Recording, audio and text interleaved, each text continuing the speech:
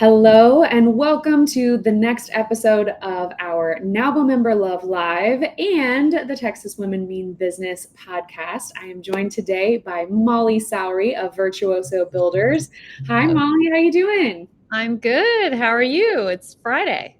I know. I am so excited. It is going to be a great weekend, and we finally got a little taste of a cold front coming into San Antonio. So Yeah, I'll take that. can't be in a bad mood when that's the case. So Yes. well, Virtuoso Builders, obviously you're giving people a little bit of a teaser in the name of what you guys do, but walk us through a little bit more. What is your company all about? So Virtuoso Builders is a residential design, build, remodeling firm, and that's all we do. We just remodel.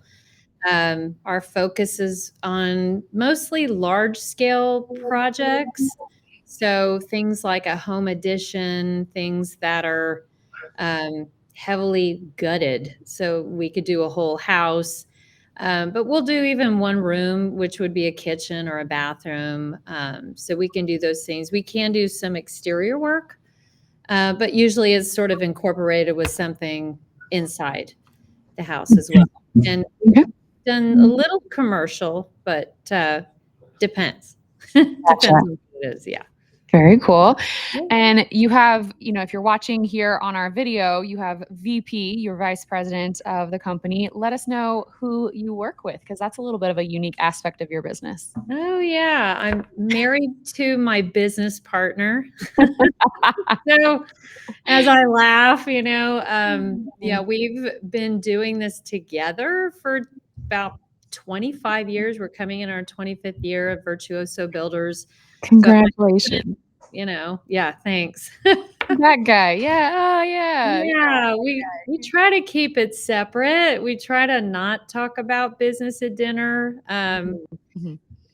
We try to do it as much as possible, and then it sort of sneaks in there somehow. Right. Yeah. Yeah. Yeah. Well, sometimes it's like the only 10 minutes of the day you actually have just like sitting down face Yeah. to face, looking at you like, I mean, it's just, every once in a while you got to let that kind of bleed Yeah. over and happen that way. So, Yeah. Yep. who, was the first to kind of say, hey, this is what I think we should be doing? And then who came into the business second? Walk us through that. Or was it So, always day one together? I mean, I would definitely have to say construction was my husband's baby for Mike. So it's the Mike and Molly show. But this was really his, and my background is marketing and communication. So I mean, I was in the music world in Austin, and this just was not in my purview at all. But I'm a fourth generation entrepreneur. My parents were business owners. My grandparents were business owners. So, and Mike is a very business owner directed kind of person. He's better at delegating than having someone else tell him what to do. He's not a suit and tie kind of guy. And Right. so I just think it was a natural progression for me to come in. So yeah, I came into the business later. I helped him set it up. But we have 2 children. And when we started this business venture, they were little bitty. And so it was really great. It was owning your own business allowed me that flexibility to be with them and help Mike on the side. And so that's kind of how it evolved, me coming into it. Gotcha. Yeah. So if we look back over, 25 years, obviously you've had, I'm sure, years where it felt like everything was just going your way. You've had years where it was just a really big, come on, let's just keep this thing, keep our doors open, kind of year. Walk us through kind of one of the challenges that you guys have overcome in the past 25 years together, if you can think of just one or not, 25. I mean, probably the biggest one was COVID. But you're in business for 25 years. You see the peaks and valleys of a business, and construction is very volatile. It's all dependent on how's the economy going, are people buying and selling houses and things. So we're feeling it right now. It's gotten a lot better in the last couple months, but COVID was probably the most where we thought, oh my God, we've been working for years to build this brand, to get this in a direction going that we want it to. And it was there. We had lots of appointments and things. And then COVID happened and everything just canceled. Any projects we had on the calendar were canceled. I mean, we remodel, so we're inside people's homes. And at that point, we're thinking, this is it. Who wants you in their house if they think, you're going to bring them some deadly virus? So we were kind of like, what are we going to do? And then 3 months into it, somewhere around June, I guess, the light switch went from off to on in warp speed. And there's no way to have a crystal ball for anything like that. And we were just trying to survive for the next 2 to 3 years, meaning the work just kept coming in. We couldn't keep up with the phone calls. It was like a careful what you wish for kind of scenario, but we made it through. But it was went one way all the way to the other, and who would have known? Right. Yeah.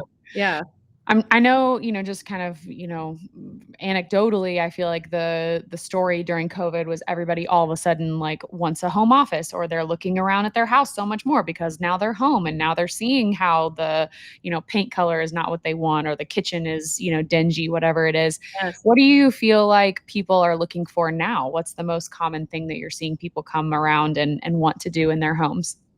Now it's a shift to the multi-generational living. We're seeing a lot more requests for ADUs, which are accessory dwelling units. And a lot of that is because you might see mom and dad, or mom or dad, want to come and live with or close by their children to maybe help out with the kids, things like that. But they want their independence. Everybody wants their independence, and having that independent living on your own property. So that's a big thing that we're starting to see more requests for. A lot of times because of economics and people not wanting to move super far out of the city to find a property to build on, they already have existing property and they want it as an investment property. So maybe you can rent it out, but I would caution people who want to do that in San Antonio, you need to look at your local municipalities, because I believe you have to be owner occupied and you may not be able to rent it out as a passive income. But that's probably the biggest shift lately that we've seen. Yeah. Yeah. It's interesting too, because I feel like that's also kind of an indicator of the economy and families trying to, stretch every dollar. And if I can get, my mom or my mother-in-law, across the way to help out with the kids instead of paying for childcare, or if we can all pitch in on a house and an investment instead of having to all figure out how to get a down payment together. But I like the fact that it's also kind of reverting back to a time period where people had more of a village and more of a community that they could rely on to have their family, dynamics. Yes. Very cool. Very cool. Yeah. What would you, advise somebody prior to deciding or picking someone to do a renovation in their house? What are the biggest things that you tell people to look out for when they're choosing what builder or renovation company to go with? I think there's a lot of conversations that need to be had ahead of time, because I encourage people to get a comparison. And that isn't necessarily a comparison with numbers, but it's a comparison to see who you gel with. You're going to spend a lot of time together. Our projects kind of range from maybe 5-6 months to 9, sometimes to a year. So I think it's also getting an understanding of how each other works, how each other, what your needs are. And our biggest thing is listening. So we never do anything where we tell you, oh, well, the color of the year is this, or this is trending, or this is how we think you should have your house. Mm-hmm. Some people like rustic, some people like modern, some people want French country, some people want very minimalist, as some people want a mix. And who am I to tell you what your favorite design is?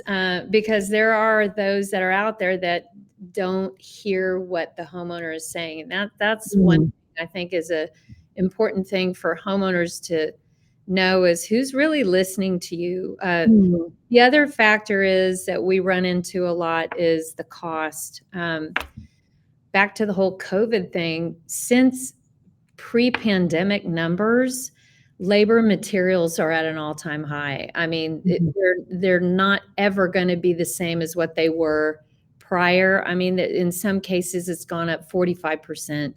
And it's a really hard thing to say because it sounds like a Right. sales tactic. Mm-hmm. All right, well, this is how much it's going to cost to do this. I can't change lumber prices. I can't change the cost of what it's going to be for plumbing or electrical, because those are very expensive. But, electrical is a big deal. I don't want your house to catch on fire, and we're liable, so there's just like a lot of things at play that I think, you don't hear about or see that on reality TV or things. Those are things that are just not discussed. Things do really cost money. So, and it adds up. It adds up fast. Yeah. That's a hurdle that we have to go over every day, even if we're like highly recommended to someone. Yeah. Still kind of managing those expectations. And, I think over 25 years, you guys, I'm sure, have gotten to a point where you're able to, be pretty narrowed down on pricing and timeline and all of that. But how do you also brace the client, or, kind of prepare them for, if we have to go over budget, if we have to have a delay on a timeline? How have you used maybe even some of your marketing and communication skills to kind of navigate that conversation, so it doesn't feel like it's, us versus you? It's, hey, we're just as, well, I don't want to answer for you, but how do you handle like tough situations like that? Well, I think the word you mentioned, communication, that is well, this is probably the nail on the head. So, but it's really important, I think, to set the expectations up front. And I'm not a good, if you say honest contractor, sounds like an oxymoron, like you don't put the two together usually. But we're so brutally honest to the point where, like, we've lost jobs to it, because I'll tell people up front, look, I know this might be what your investment range is or a cap, but I just can't do it for that amount of money for what you're asking. I could do this, but I can't check all your boxes. And timeline, we are really good about getting to that timeline. If a change order comes up, which 9 times out of 10 is usually a homeowner ask, then they say, can you also do this? I know we didn't originally agree to it, but any kind of a change order is going to delay the project and, of course, add on costs to the project. So those are always things that we talk about up front, but we're also communicating throughout the project, saying, all right, here's where we're at. Here's what's coming up in the next week, the next 2 weeks, so that the homeowner can plan whether they're living in the house or not. Right. So communication is huge, because if you don't communicate with your client, then they're sort of left to sort of make up things in their head, or they don't know, or they get concerned, they get worried. I would. Right. Yeah. Putting yourself in their shoes. Absolutely. Yeah. Absolutely. How do you, you mentioned if people try to live in their house while you're doing a renovation, do you always recommend, if you can leave, you want to, or do you have any tips for if there's just really no other option, you've got to be living in the space, here's what we recommend to make that a little bit more of a bearable, manageable experience? Yeah. Oh, that's a great question. move out. Get out of our hair, mean, get out of your own way. Yeah. Okay. So if you're doing all of your bathrooms, I mean, that's kind of a given. Yeah, Those yeah. are awesome. And at 2 o'clock in the morning, you're like, knock, knock, knock. Hey, I gotta go to the bathroom. Yeah. Or yeah, if you absolutely can move out, your blood pressure is going to be so much lower, and not everybody has that option. Right. But if we're coordinating, say, oh, look, it's demo, but we have to often turn off plumbing, electrical things, and say you're working out of the house, or things like that. It's where do you go and have the sound off, or I need to use the sink, the kitchen, anything like that, and we have to turn off your plumbing. It's not a good situation. So, and also your project goes quicker when you're Mhm. not in the house, because there's also things like, well, we keep our job sites very clean. Uh, at the same time, there's maybe we don't have to secure off a certain area, Right. house. I mean, we do to an extent, but if you're not in that area, or we're doing an entire house, then it makes it a lot easier and it does go a lot quicker. If you are in the house, which is probably half of our projects, we secure off the areas. We talk about all the logistics, access to the house, where we're going to seal off. And Mike and I always recommend sort of a quiet space, a place for you to get away, have your coffee, your tea, your glass of wine, and just Mhm. get away from the construction, the sound, all of everything, so that you can Yeah. have a little bit of peace of mind, Yeah. that process. Yeah. Gotcha. Well, I love the transparency. I love the fact that, just 100% honesty. If you can move out, move out. Yeah. Um, but Please. so talk me through maybe a favorite project that you guys have done over the last year. If you can describe it for us? We all love to like peek through, HGTV and, all sorts of different home design kind of ideas. What's your favorite project that you guys have done here recently? Oh gosh, that's a hard one. That's a really hard one. We've made some close friends with our clients, which is probably the Hmm. best part. I guess a favorite, we completed it's a home addition expansion, and it's in the Bernie area, a little closer to San Antonio. So just on the edge of Bernie. Okay.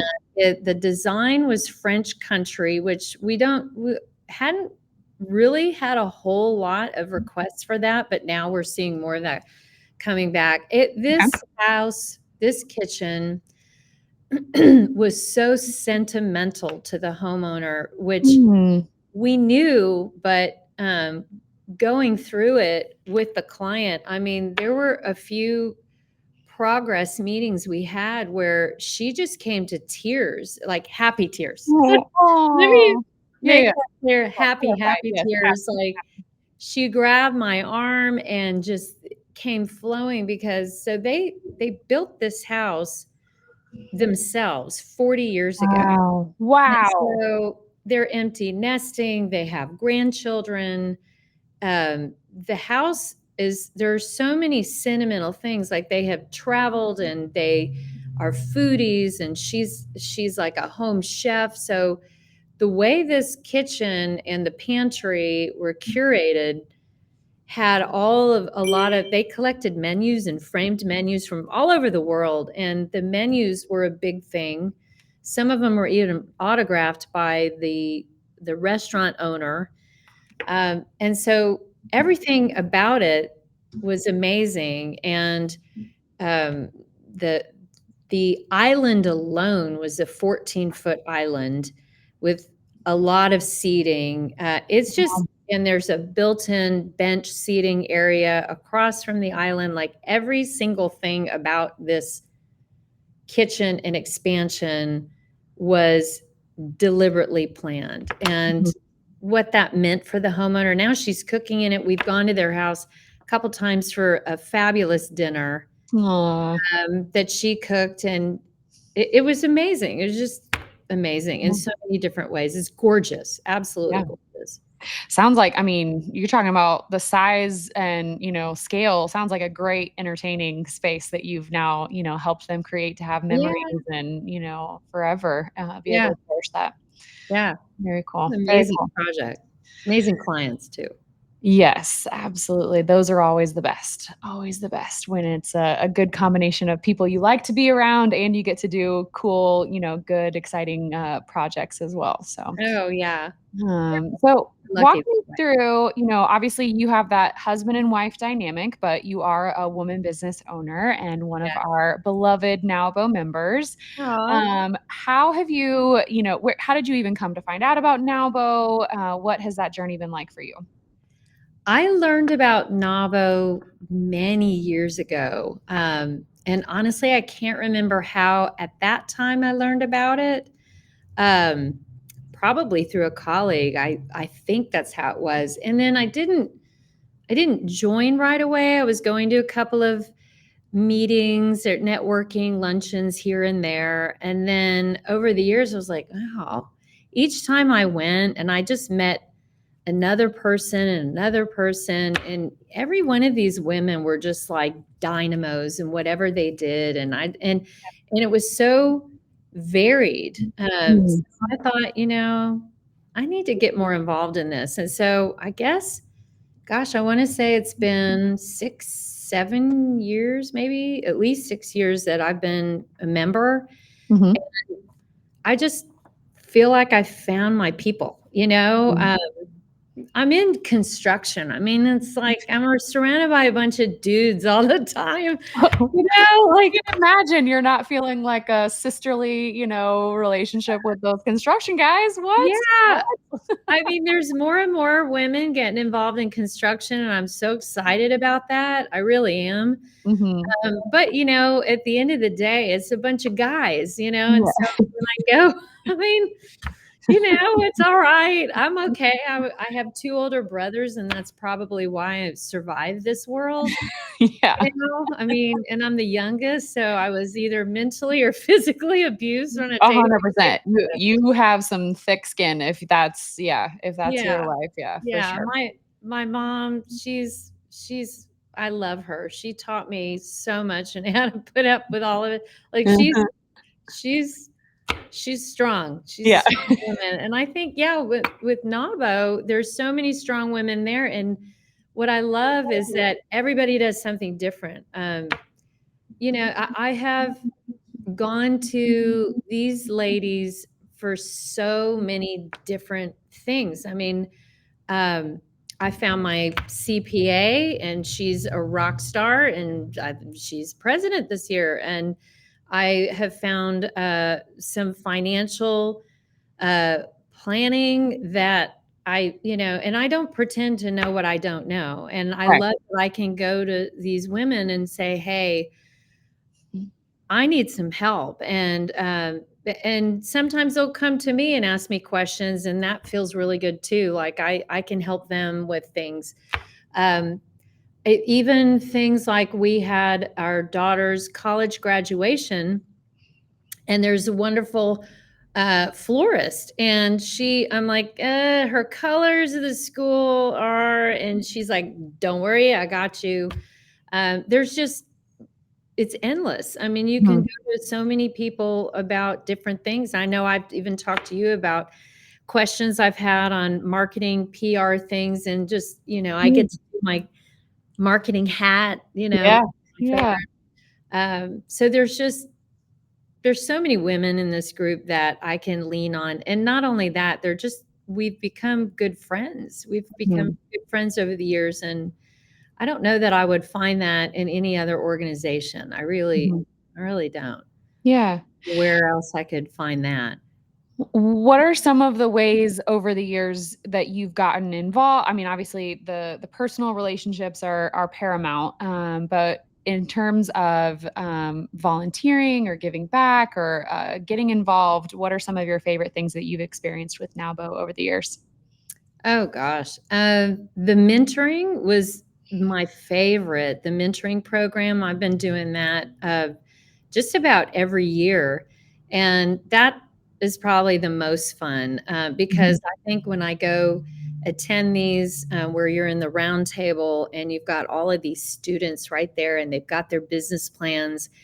But girls tend to be quiet and they'll start out the morning and we're there all day long and they'll start out the morning and they're just super shy. And I'm thinking like, was I like that? Like I know I was always afraid to raise my hand and ask a question because sometimes I felt like, oh, my questions are they dumb? And then, and so, but by the end of the day, they've loosened up, they're asking questions. I love that. The mentoring is probably my most favorite. And I get to volunteer with the ladies, do some fun things on the side. That's always been really nice. And I know that there's a big spirit of giving with this group. And I like where they're going in the direction of the fun Saturdays with helping. And so I definitely want to start helping out with that too. But I think my most fun has always been with mentoring the high school girls and seeing them blossom. I even ran into one of them who works now for a tile supplier. No And we way. didn't realize it. And I went to visit the showroom. She invited me there. And we're walking around. I'm looking at all of the beautiful tile that they have to offer. And I'm looking at her and she's looking at me. And I go, gosh, you look so familiar. And so we started talking, and she was one of the girls that won the scholarship. Oh, how And I cool is that? knew I'd seen you before. Yes. He was one of them. And so during one of the mentor programs, when they brought this past winners up to talk to some of the other girls, he got up and spoke. Oh, I And I was like, love that. oh my God, so So yeah, cool.